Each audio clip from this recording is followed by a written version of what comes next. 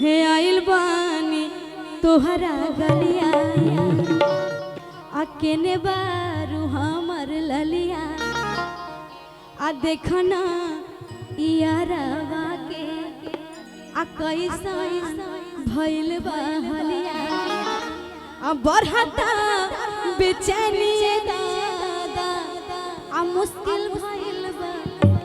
जीना निक लागैया हाँ ये बुझले बात चले कि बढ़ता बेचैनी दादा मुश्किल भइल बा जीना जीना और जीना। और की ताली बजता है, ताली बजा कर ले लो पुदीना ले लो पुदीना ले लो पुदीना ले लो पुदीना ले लो पुदीना आइल बानी तोहरा गलिया केने बारू हमर ललिया देखना यारवा के कैसन भइल बा हलिया बढ़ता बेचैनी दादा मुश्किल भइल बा जीना जीना जीना पुदीना। एक बार फिर से कह दिया पुदीना ताली बजा कर ले लो पुदीना ले लो पुदीना ले लो पुदीना सभी आगे हसीना ले लो पुदीना ले लो पुदीना ले लो पुदीना सभी आगे हसीना। बस दुल्हन हाँ सबके एंजॉय के लिए कि कहलन कि दिल्ली बम्बई घुरायब मधुबनीये में घुरियाई छै अरे पटना सहरसा त बड़ा दूर भेलै दरभंगो ने जाई छै। और कि मोटरसाइकिल कार भेलै सपना हवा साइकिल में भरै छै और मोटरसाइकिल कार भेलै सपना हवा साइकिल में भरै छै। आ ताली बजा के मोर पिया अरे मोर बलमा अरे मोर पिया भेलै ठकहरावा हो हमरा ठगी ते रही छै मोर पिया भेलो ठकहरावा हो हमरा ठगी ते रही छै।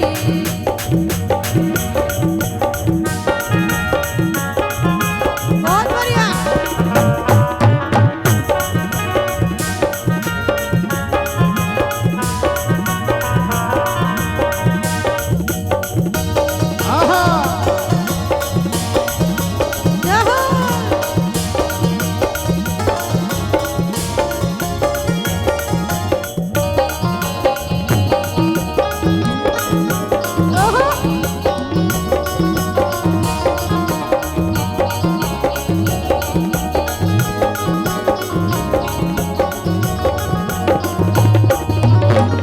होटल में खाना खुआयब कहीं का घर सा लगे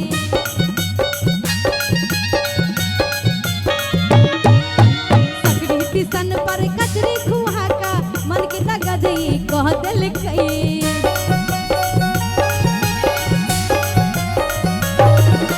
बड़का होटल में खाना खुआयब कहीं का घर सा लगे सकरी टिसन पर कचरी खुआ का मन के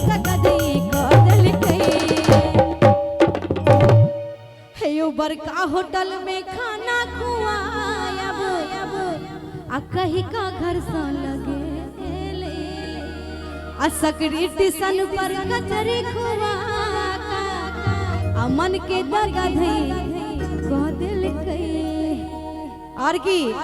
कि ना कोनो हाट ना बजरिया से होला ना कोनो हाट ना बजरिया से होला और की उमरिया के रोग नजरिया से होला उमरिया के रोग नजरिया से होला ना कोनो